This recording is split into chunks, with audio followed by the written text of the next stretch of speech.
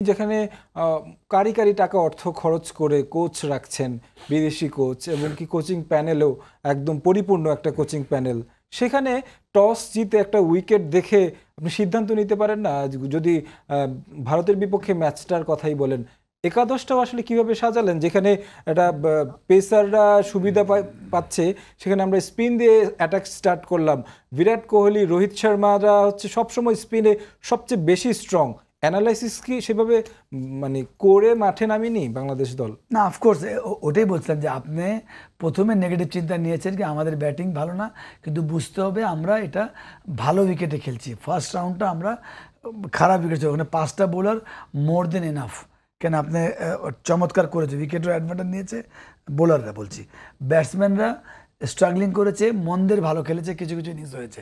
তারপর আমরা জয়লাভ করে সেকেন্ড রাউন্ডে আমি মনে করি যেভাবে ওয়ার্ল্ড কাপ শুরু করেছিল বাংলাদেশ, মানে ওয়ার্ল্ড কাপ না, প্রিপারেশন ওয়ার্ল্ড কাপের আগে খুব বাজে অবস্থা হতে পারতো। তো ওই জায়গায় আমরা সেকেন্ড রাউন্ডে যাওয়ার পরে আমরা মনে করছি ইটস এ বিগ অ্যাচিভমেন্ট। কিন্তু টপ লেভেলে বা প্রফেশনাল লেভেলে আমার কাছে মনে হয় ওইটা ইতিহাস ভুলে যেটা ইংল্যান্ড করে, সাউথ আফ্রিকা করছে এই সেকেন্ড রাউন্ডে গিয়ে চমৎকার ক্রিকেট খেলছে, কিন্তু ওরা কিন্তু স্ট্রাগলিং করে ফার্স্ট রাউন্ড খেলেছে।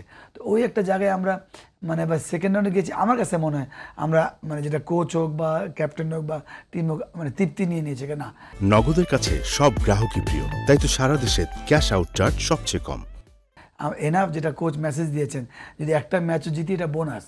তো এটা যদি হয়তো বাসায় বলে ঠিক আছে, ফ্রন্ট অফ মিডিয়া এটা বলা ঠিক হবে না, কেন আপনার প্লেয়াররাও ডাউন হয়ে যায়, সাধারণ পাবলিকরাও এটা তো ওইভাবে আর নিতে পারে না। তো ওই একটা জায়গায় যেটা বললেন টচের কথা, অবশ্যই আপনি একটা যেহেতু টপ ব্যাটিং উইকেট, আপনার 5টা 6টা batsman more than enough.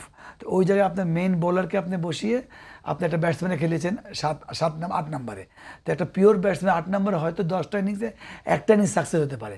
That means আপনি আগেই নেগেটিভ চিন্তা, তার মধ্যে আপনি ফাস্ট বোলার মোটামুটি লাস্ট ম্যাচ ছাড়া তাসকিন এত টপ বোলিং করেছেন, আপনাদের শরীফুল আছেন।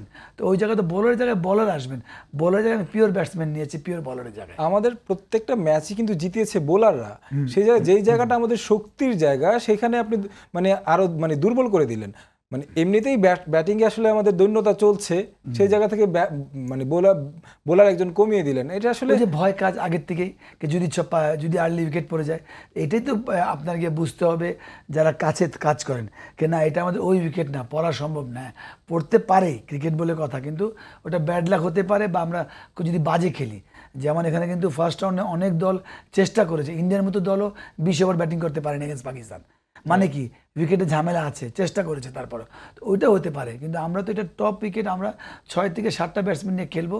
কেন যদি এখানে বোলারদের চ্যালেঞ্জ হবে, বোলাররা মার পড়বে, তখন আপনার একটা হয়তো আপনি এক্সট্রা বলবেন যে তাসকিনের জায়গায় তাসকিনই খেলতো বা শরীফুল খেলতো, উনি ফর্মে ছিলেন, ইঞ্জুরির জন্য ছিটকে গিয়েছেন হাত কাটার জন্য। তো ওই একটা জায়গায় আমার মনে হয় এটা চিন্তা। আবার আপনি বলছেন টপ উইকেট হয়তো আপনি চিন্তা করেছেন যে আবারও নেগেটিভ চিন্তাকে, আমার ব্যাটিং ভালো হচ্ছে না, আমি বোলিংয়ে যত কমে আউট করে ওদেরকে আমরা চেস করবো। এটাও ফেয়ার এনাফ হতে পারে, বাট তারপরে যে টপ উইকেট আপনি আগে ব্যাটিং করে ফেলেন, কারণ ওই জায়গাতে আপনি স্ট্রাগলিং করছেন, চেজিং অলওয়েজ টাফ।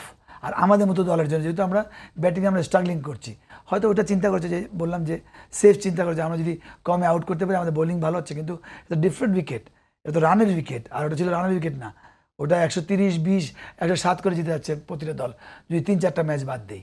নগদের কাছে সব গ্রাহকই প্রিয়, তাই তো সারা দেশে ক্যাশ আউট চার্জ সবচেয়ে কম।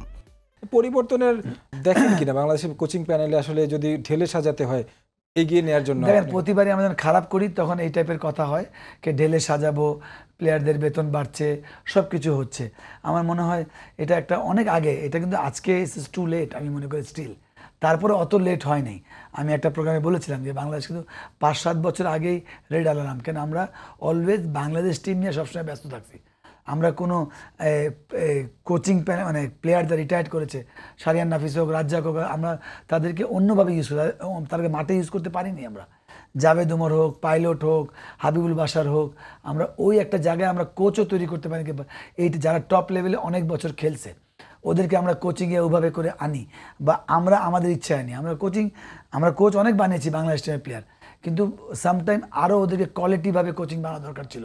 কে কোথাও ব্যাটিং কোচকে নিবে, ওকে আপনি নিজেরই করবেন। আপনার ওই জায়গাটায় কিছু তো ডাউট আছে, অন্য কোনো ওয়ে নাই ক্রিকেট বোর্ড ছাড়া যাওয়ার।